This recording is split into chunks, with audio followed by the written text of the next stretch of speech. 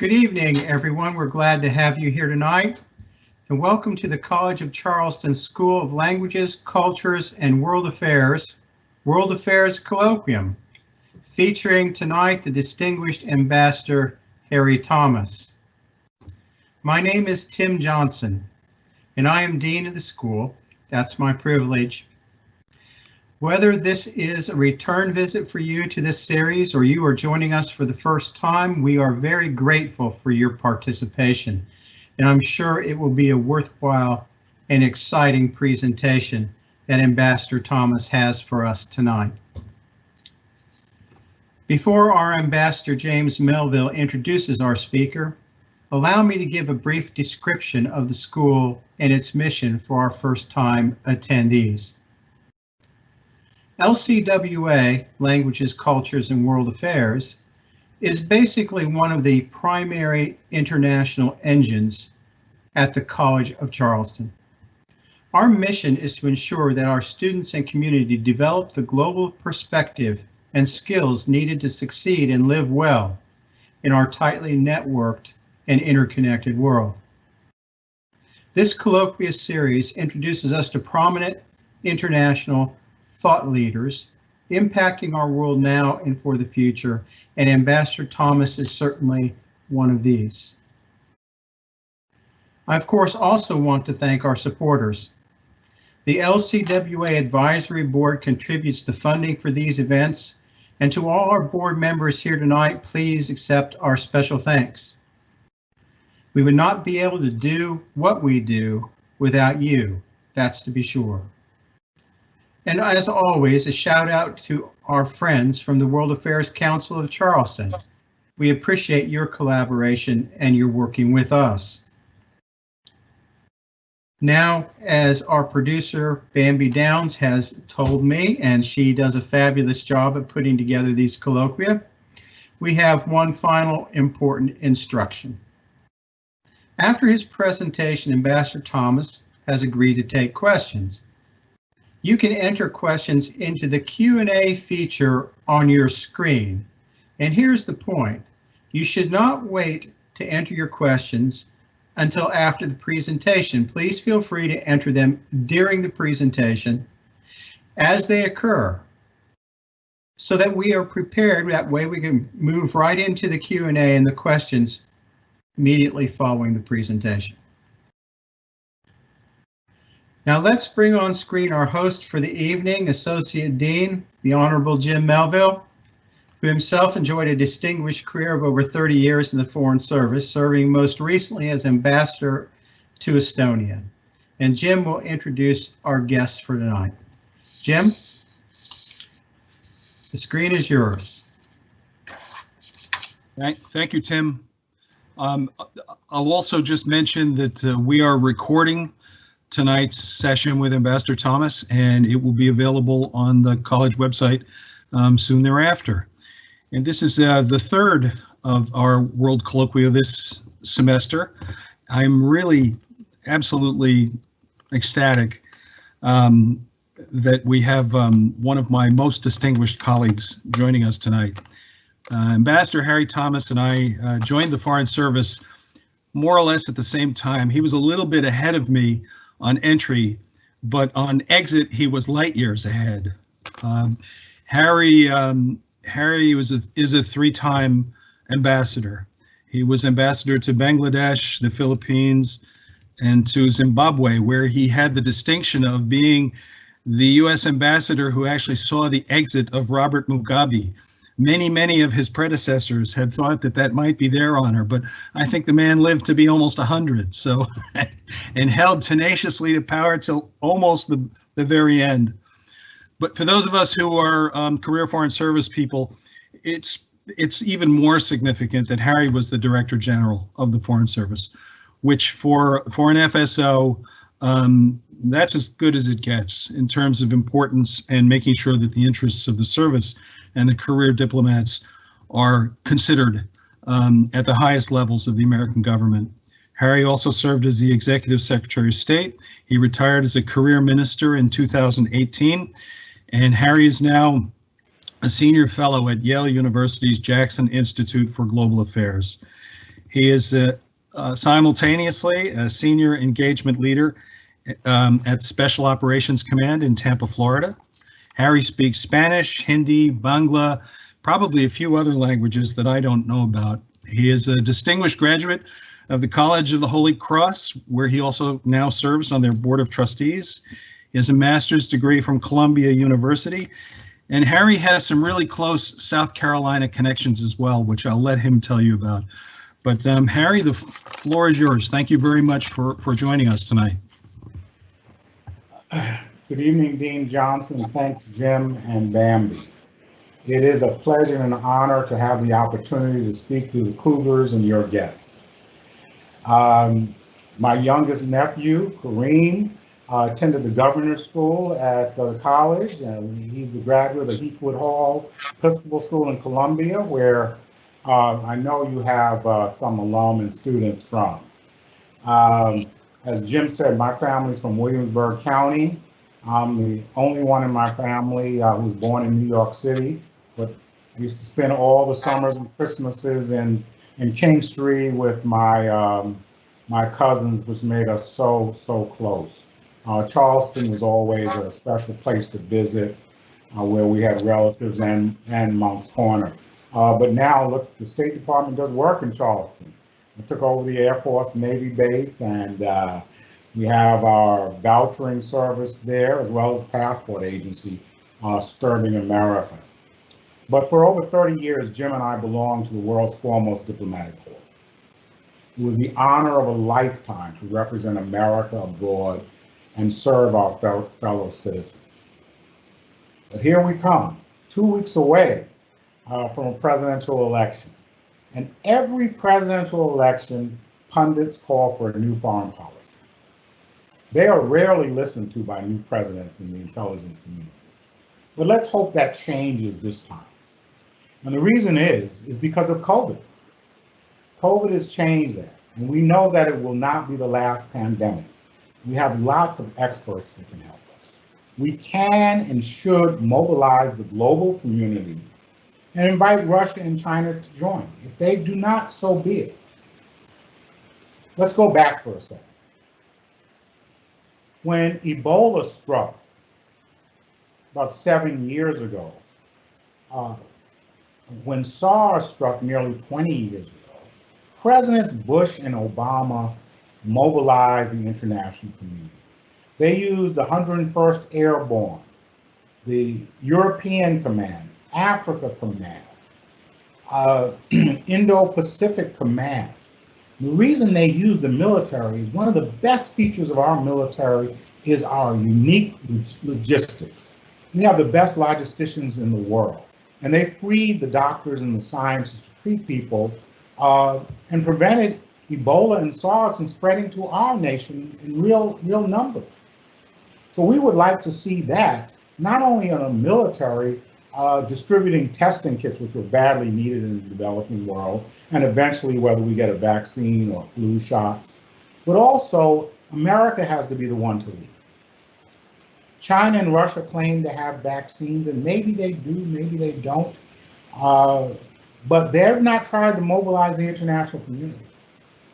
We can work with the United Nations, our European partners, even ECOWAS and the African Union, ASEAN in Asia, APEC in Asia, to really help distribute this, because we know not only it's not going to be the last pandemic, just taking care of Americans is not going to make us more secure. So I think that's possible.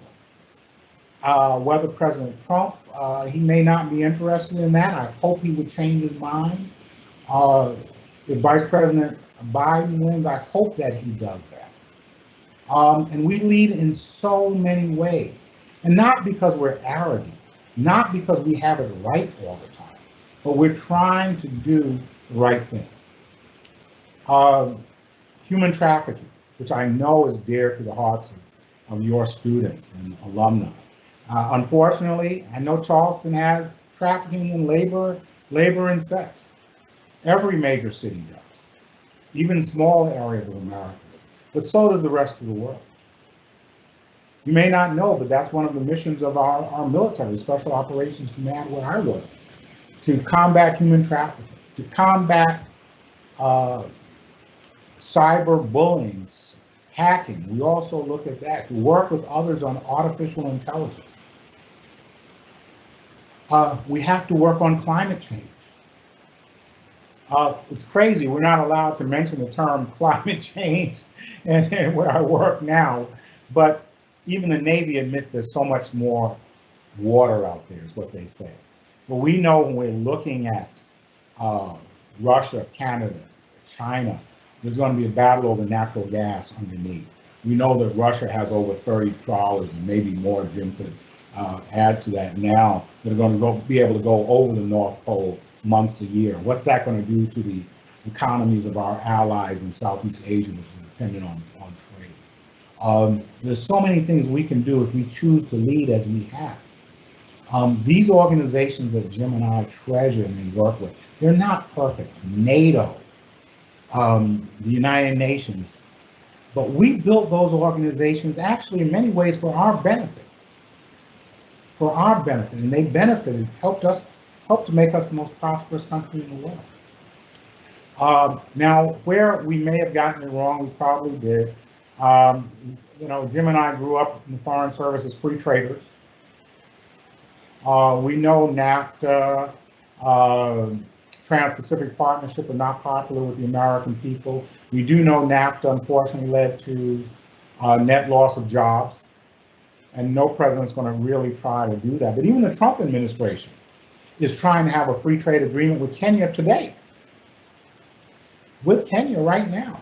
One of the reasons Kenya is strategically located in the Horn of Africa, where we have challenges with Yemen, with Djibouti, with Somaliland.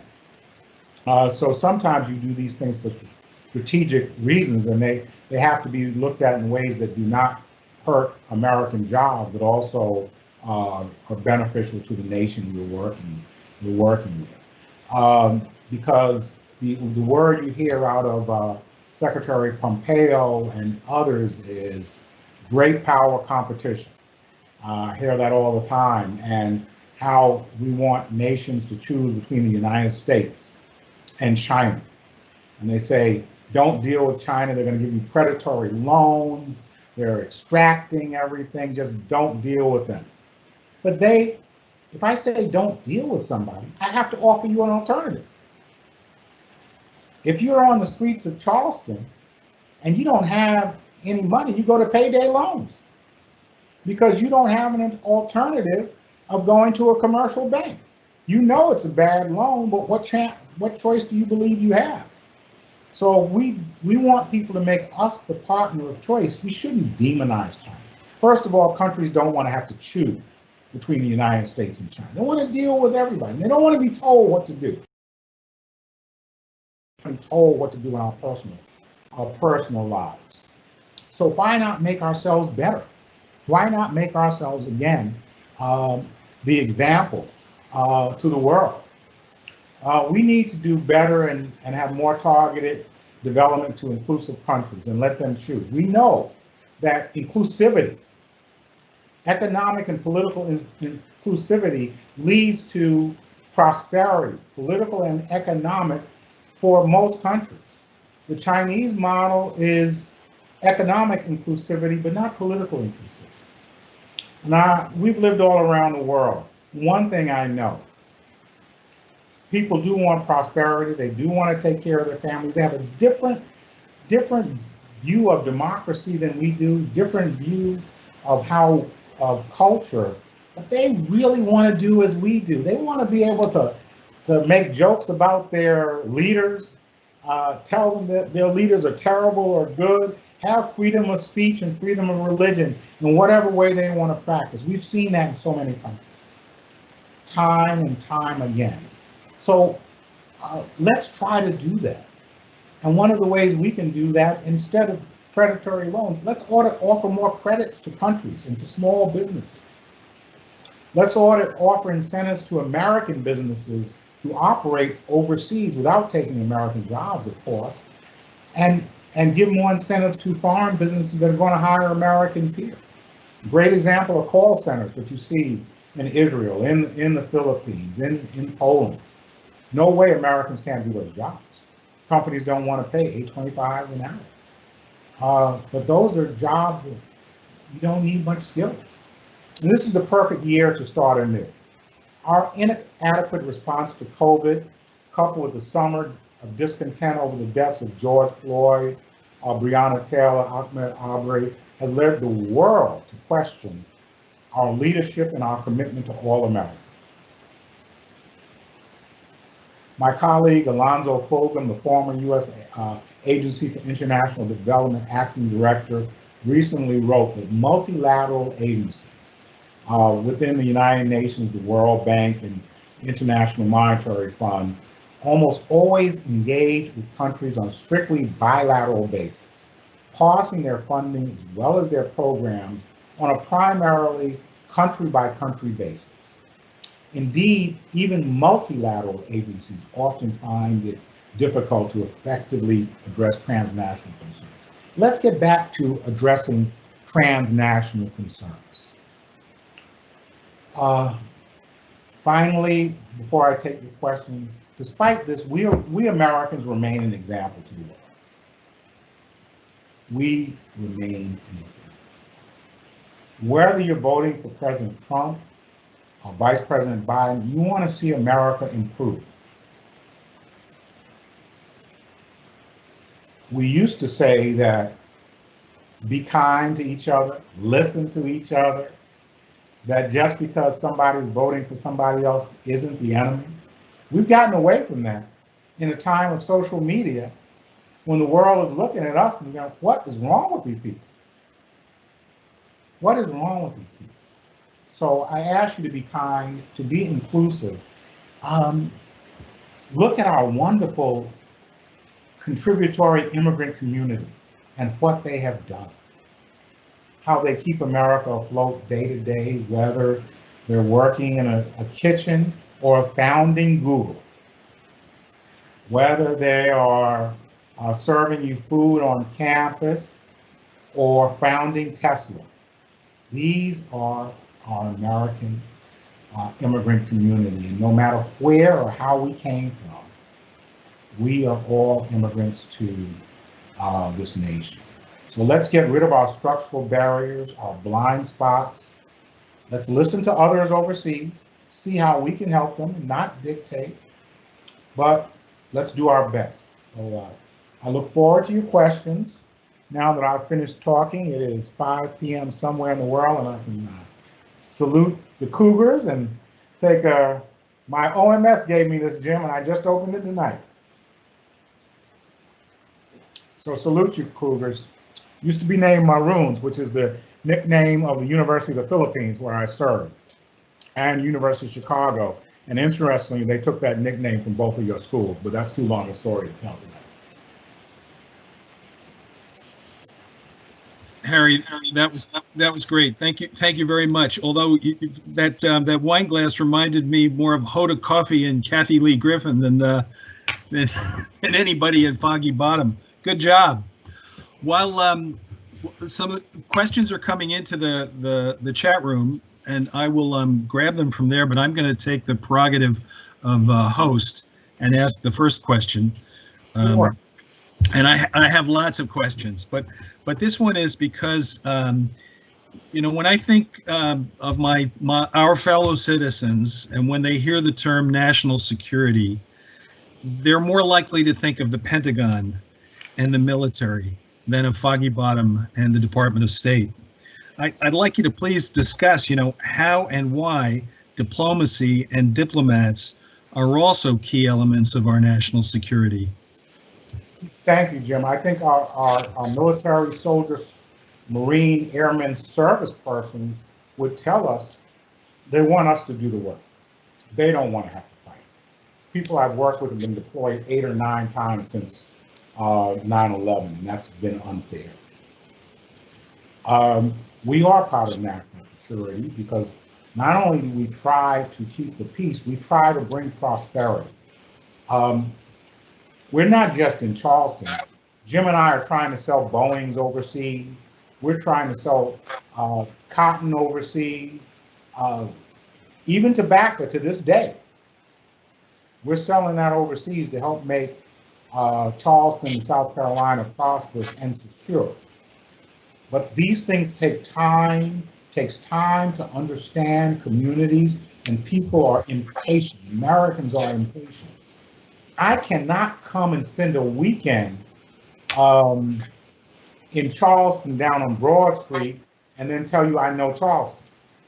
Why do we think we can go spend a weekend in Moscow and say we know that place? Nuances take time. Understanding of culture and languages, which can prevent not only wars, but make us prosperous, as Bretton Woods did, as NATO has. All of the organizations, United Nations, all of these organizations made us more secure and prosperous. Doesn't mean we did not make mistakes. It doesn't mean we have not been at fault, and those should always be pointed out. But we really do, part of the intelligence community, along with Treasury Department, really, very important, United States Agency for International Development, Foreign Agricultural Service, Foreign Commercial Service, make America secure and prosperous. What we have failed to do is forever told you about how why we're doing that. We need to do a better job, because we wanted people just strictly from pretty much the Ivy and the Little Ivy, with occasional Wisconsin or Iowa. We didn't want people from the College of Charleston. So now we pay the price. But now we want people from the College of Charleston, Clemson, and South Carolina, and all of America. Diversity encompasses so much, but it does encompass taking everybody, because you have a role, you have an opinion based on your life in South Carolina that might relate much better to that person in Albania or Zimbabwe or Brazil than somebody from Cambridge.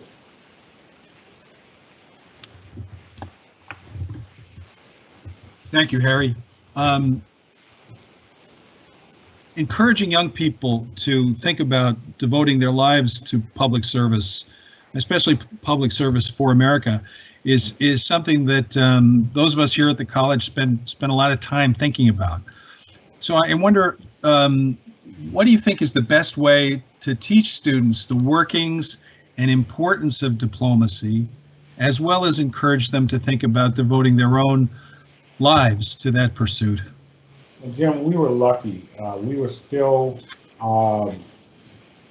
looking at President Kennedy telling us that we could go to the moon, to ask not what we can do. And that inspired us. The Peace Corps, all of these organizations inspired us to help. So what is going to inspire young people? To me, it's the things I mentioned: combating human trafficking, saving the climate of the world, improving the environment, giving everyone opportunity. We're not saying we're giving blacks, white, Native American, we're giving everybody opportunity and bringing the world together. And I want them to do that. Study languages. You got to study the language. The English language in New York is definitely different than the English language in King Street. Doesn't mean it's better, but you need to know that in the culture. And young people are just like us. They don't listen. You know, you go to a place that 3 foreigners and, 6 Americans, the Americans are telling the foreigner what to do. It's like somebody like me coming down to Charleston telling y'all what to do, make College of Charleston better. That doesn't make any sense. So they need to listen, and they need to be kind. Whenever I work here at Special Operations Command, we have a lot of foreigners. Every time I meet them, they say, "Hi, Harry. How's your family? How's your wife? Tell me how your children are doing." That's a prerequisite. Ask about that. Learn. They just don't go into, "We want to do this." And understand things take time. Also would allow, tell them to learn how to draft, or we say in the Foreign Service, well and quickly, and brief well and quickly. Because I remember when I was working at the National Security Council, and Dr. Rice's, her want, told me to go in and brief President Bush, and my talking points were incorrect, and I had to go around, stand next to him, and write talking points for him to brief the Prime Minister of India. And my handwriting is terrible, but it almost like kid-like. But I had learned over the years how to do that. I am not bragging. That's not unique. Jim, you could do that. Others could do that. We want these kids to do that. We also want them to learn how to write well. You know, we in the Foreign Service would edit Mark Twain. We understand that. And we're not, it doesn't bother us. But so many of my students, oh, you changed one word. They're aghast, you know? So, and a little humility, In fact, one of my standard lines is the Foreign Service will beat pride of authorship out of you. Yeah, and it doesn't, it doesn't bother you, you know? Right. You just want that memo going forward. But yeah, these kids get it, you know, and improve their writing. You know, I'm old school. Although Mark Twain is one of my favorite authors, he was not a good grammarian. He could afford not to be. We need people to, you know, I hate seeing split infinitives, ending sentences with prepositions. I'm probably losing that war, but those things help. Yeah, so let's boldly go to a couple of the questions. I'm gonna combine a couple here because it's a tour d'horizon here that you're being asked to give. One is about the growing importance of Africa, particularly North Africa. If you could comment on that, and then also if you could provide us with an update on the current international importance of the Philippines. Well, that's easy. So my wife is from the Philippines. She might disagree, but Africa is going to has the largest growing population in the world. They also have about 10 of the fastest growing economies, albeit coming from a low bar. But they're going to have many people. That's a fact. They're going to have poverty, but they're also going to have billionaires.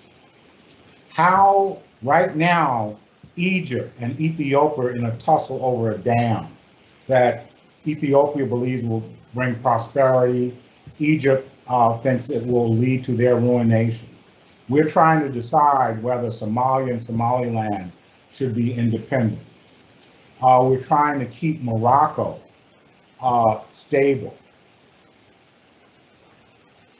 Those things are of interest to us because it will not benefit us to have that continent in poverty. That will lead to increased terrorism, ISIS, Boko Haram, organizations that really want to eliminate us.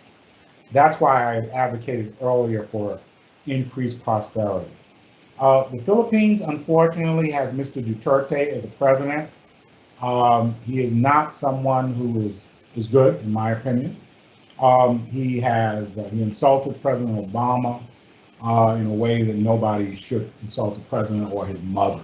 Our distinguished colleague Phil Goldberg complained when Duterte said, after Phil went to visit a European nun who had been raped and murdered, that this was a terrible thing. Duterte said, I wish I had gone and got her myself before she died. This is the kind of human being we're dealing with. His term is up in the 2 years. We hope that the Filipinos elect somebody more dedicated to human rights and inclusivity. That said, Duterte, because China's kind of playing a wait-and-see game with him, maybe turn their back on him a little bit, despite him saying he wanted to take their vaccine. He has renewed our mutual defense treaty, maintained our status of forces agreement. We in turn have increased military aid because the South China Sea is a or Western Philippine Sea is crucial, critical to safe passage of our trade. And we have to protect that. Under President Obama and Secretary Clinton, we put 60% of our assets in Asia, our military assets, and we need to keep that because the Philippines is dependent on us to protect them. Cannot imagine that the Philippines can defend itself without our assistance.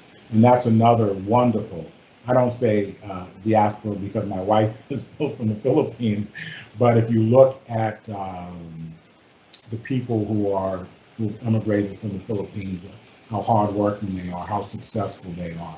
Just for a second, my good friend Cressida Comerford came from the Philippines in 1984. She had to come, drop out of university, come here before she was 20, because our laws say you have to come before you're 21. She got a job in a restaurant in Chicago. They told her to wash lettuce. She didn't even know what lettuce was. And 16 years later, Mrs. Bush hired her as the assistant White House chef. Mrs. Obama, Mrs. Trump have kept her on. She's the executive chef of the White House. One of many great immigrant success stories. That's a great story, Harry.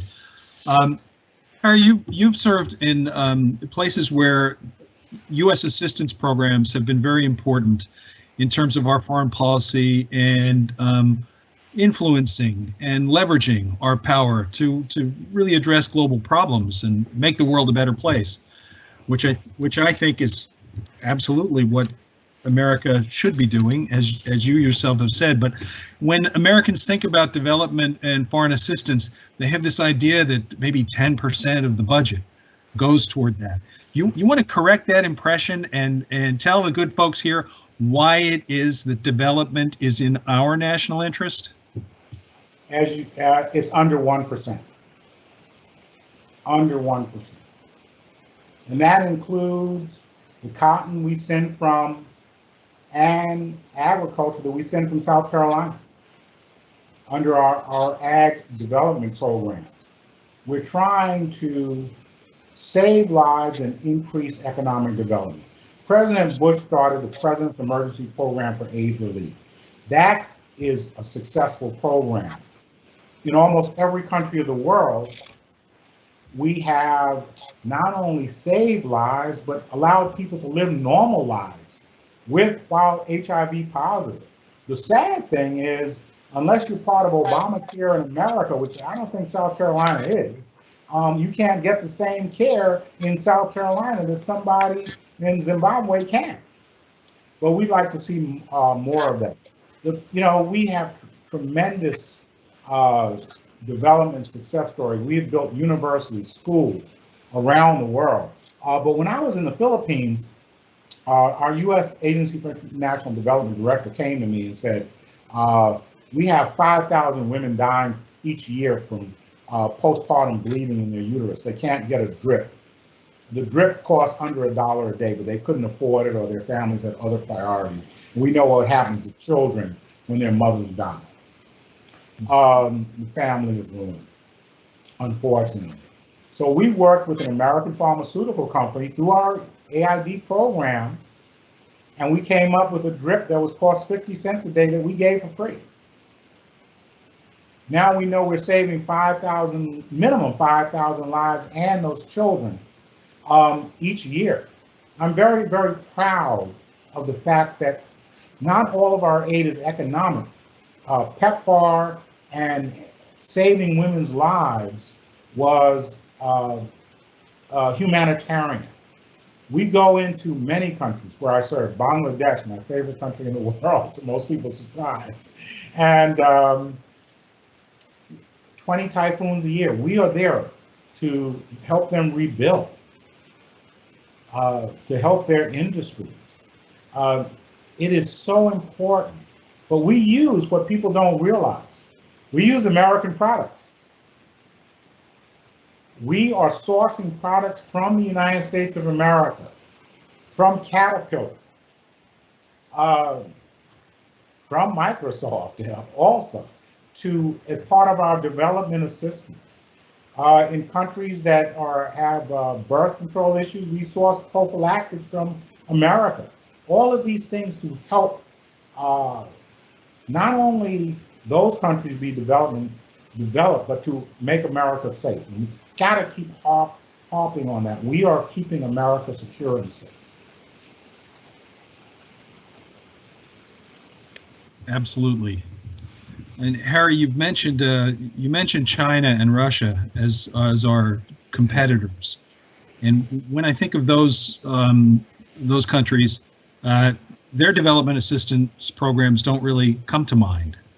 So it is that leadership role that America has taken for so long that seems to be missing now. There seems to be some.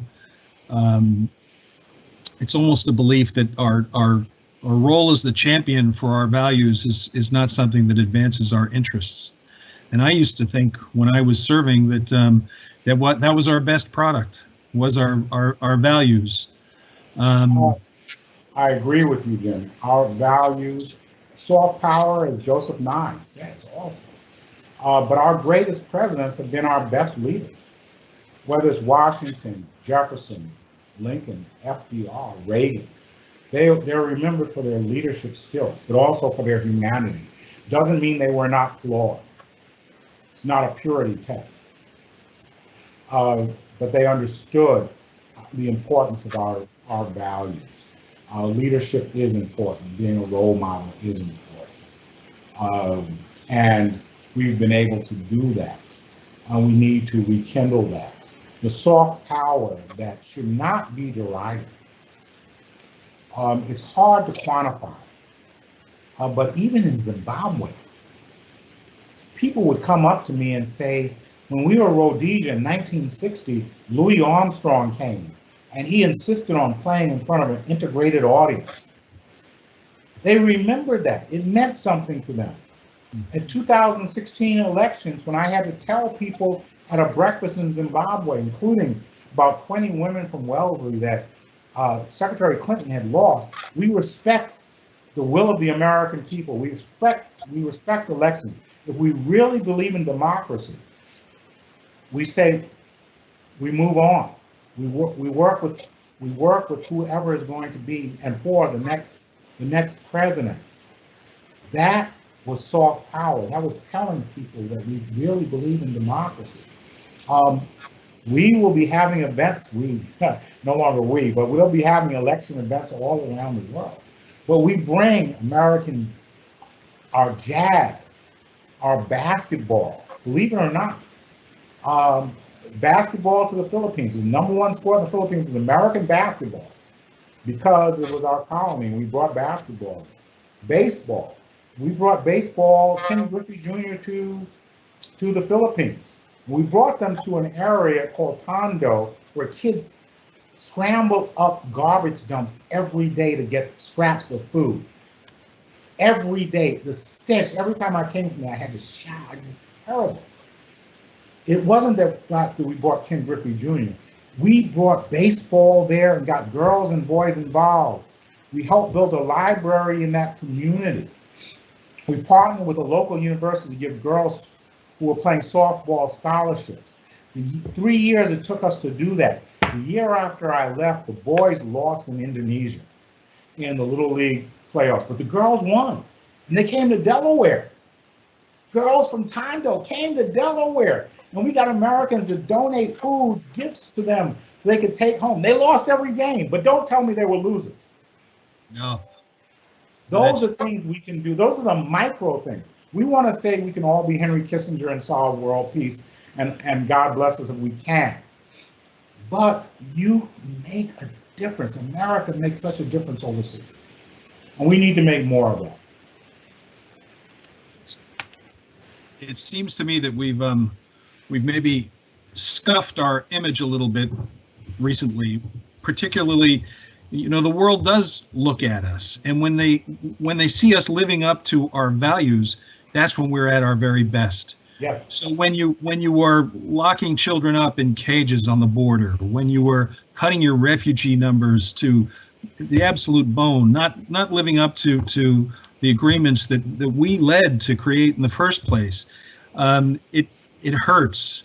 But I was really struck recently, and I want you to comment and really develop this, by the way the reaction of the rest of the world to our movement for racial equality and justice after Breonna Taylor and George Floyd. But you saw those demonstrations everywhere.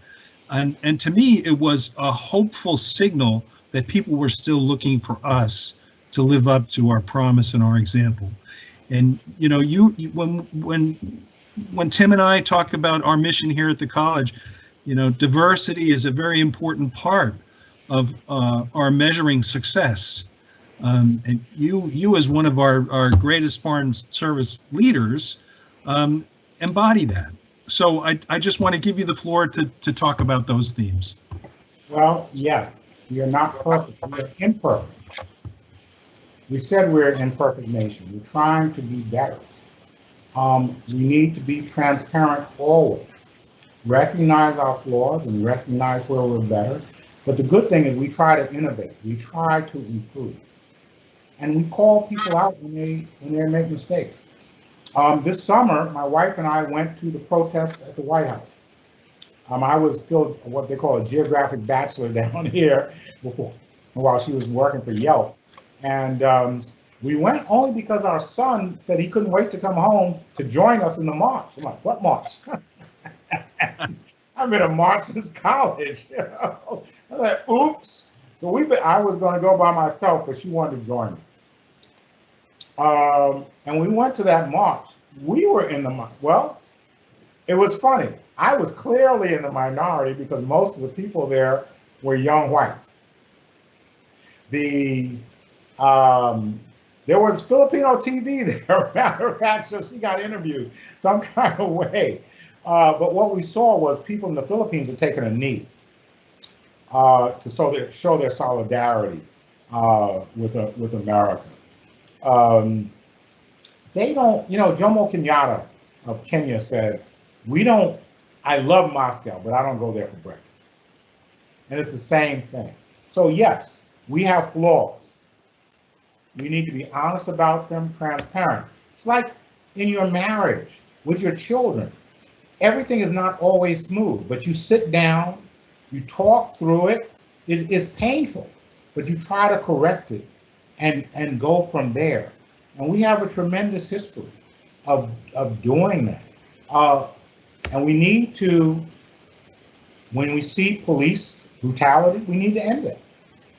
We need to prosecute people for that. My uncle, granduncle, whom I never met, was a policeman in New York. He was killed in the line of duty. I grew up in the street in New York with 6 policemen. I have tremendous respect for law enforcement. But when somebody does something wrong, they need to be held accountable, no matter who they are. Diversity, you can't define it because everybody has their own definition of diversity. But to me, it's including everybody. It is including Dean Johnson and Ambassador Miller. Because Jim, you being born in New Jersey, not going to Yale was not the view of the Foreign Service, you know? And, you know, that was not. So there's all kinds of diversity, but lower barriers, structural barriers. I have 2 daughters. I want them to do well. And we can. People tell us we shouldn't be involved. We've evolved on gay rights, all of us, and most of us. And Zimbabwe is a place you could get killed for having a gay parade. Africa is still very conservative now. We've evolved on domestic abuse. People would always say it was wrong, but they wouldn't do anything about it. Same thing on rape. Those are things that we as the United States, as a diverse community, can do. We have to make it inclusive for everyone. Everyone. My mother went to Allen University in Columbia, South Carolina. That's the only place she could go. Maybe she would have wanted to go to the University of South Carolina, College of Charleston, but her son could have. My children can. Make it inclusive, barriers for Everyone, stop name calling. That's not a positive thing. And listen. But we know this. China, Russia is just a nuisance. They got the GDP of Italy, you know. But they're a nuisance that needs to be paid attention to. They're not trying to be a model. China's trying to be a model, but they're not an inclusive society. And they're not going to admit their mistakes. We have to admit, we have to have enough confidence to admit our mistakes. You know, when I was born in Harlem 64 years ago, I'm sure they didn't think that I would be an ambassador or go to Columbia University, but I managed to do that, which shows the American people evolve. We want them to evolve more, have to evolve more, have to. Here's another question for you. This is a pretty good one. What advice would you give to the new administration, whether it's re-elected Trump or Vice President Biden, as they take office in January, in terms of advancing our diplomacy? Well, the Trump administration wouldn't listen to me. I hope the Biden administration would. It's what I said before. People don't like to use the term multilateralism, but we have to reinvigorate the United Nations, NATO, ASEAN, APEC, the African Union, all of these things. Deal with the problems of the day. Climate change, pandemics, unemployment levels that are historic around the world. How can we employ people? Here's an option. We listen to the MBA community, just-in-time delivery. That was a mistake. We were caught with our pants down because of COVID. We didn't have PPE. Why don't we work with other nations to make them supply chain, to improve their supply chain? So whether it's PPE or other things, we're not just dependent on China, that we can source that from Albania, Eritrea, Lithuania, the Philippines. Why can't we do that? We had a great proposal years ago when Africa Command was started up to build airports in 4 parts of Africa to make it so you didn't have to go to Europe to go from Senegal to Ghana. Not only the African nations blocked us, but a lot of the Europeans were afraid of us and blocked us. But those type things like that, we can and should do. That would be my recommendation. But again, listen, coming out of this COVID and police brutality, we just can't go in and preach to people what to do. So I hope that if Biden is elected, he appoints a Secretary of State, Secretary of Treasury, who will go around and listen to nations and find out how best to partner with them, and understand they're going to act in their own interest. Right. And I would agree with all of that, and I would also add that we need to show up. We need to be at the table. We need to fill the jobs. We need to have assistant secretaries and ambassadors and presence. Very often lately, that hasn't been the case. It's a disgrace. Well, I certainly don't want that to be the last word, Harry. So I'm just going to give you the floor to, after I say thank you, just to say farewell, and when you finish, Dean Johnson's going to pick it up. Thank you all. The last thing I would like to say is I was in Zimbabwe. Before I got there, they called me all kinds of names. I don't get called the N-word in America, but I got called on the front page of the Harare News several times. In November 2017, when Mugabe was falling, the military allowed a parade of all citizens. It was the first multiracial march in the history of that country, which had suffered under apartheid and then Mugabe. The Chinese embassy was downtown, but the Russian embassy was right next door. When those people marched by the American embassy, they chanted, USA, USA, USA. Brought tears to my eyes. And the reason they chanted is because we never in that country went against our principles. We always advocated for human rights, democracy, and good governance. And they remember that. They were suppressed, not stupid.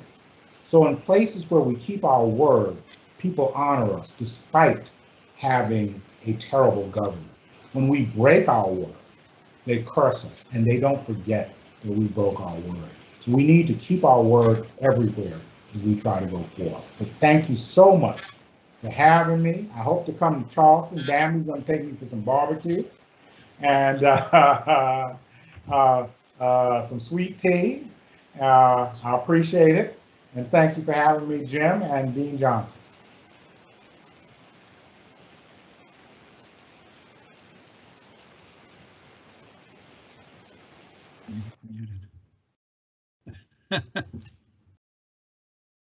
Thank you, Ambassador Thomas. That was a great presentation.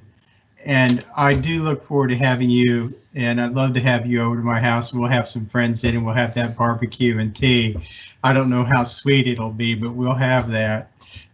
Thanks for sharing your experiences with us tonight. I want to thank everybody else for your participation too and your attendance tonight, because it's your participation and attendance that puts the life in this event. And that's very important to us. So please consider joining us also for future events. Call a couple of highlights to your attention. We have in LCWA what we call a signature series.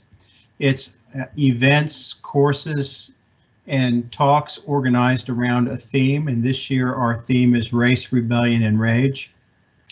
And on October 29th at 6 p.m., October 29th at 6 p.m., we'll be sending out announcements about this. Anthony Green will be in conversation with the Reverend Dr. Keelan Middleton, and the topic of that talk will be a history of violence from 16th Street to Mother Emanuel, tracing the importance of the church and the changing role of the church in protest and racial equality. And our next World Affairs Colloquium is on Tuesday, November 10th, and it will feature Ambassador John Emerson. Ambassador Emerson is Vice Chairman of Capital Group International and most recently served as the United States Ambassador to the Federal Republic of Germany.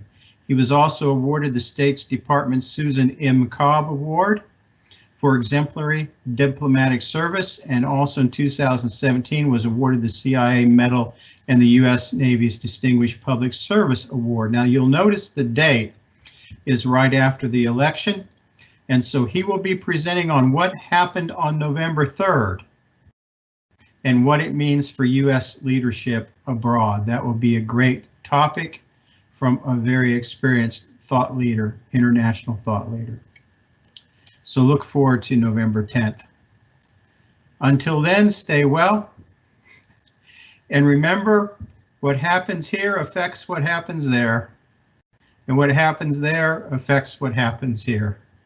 So take care and enjoy the rest of your evening. We look forward to seeing you again. Thank you for attending. Thanks, Tim. Thank you, Harry. Thanks, Bambi.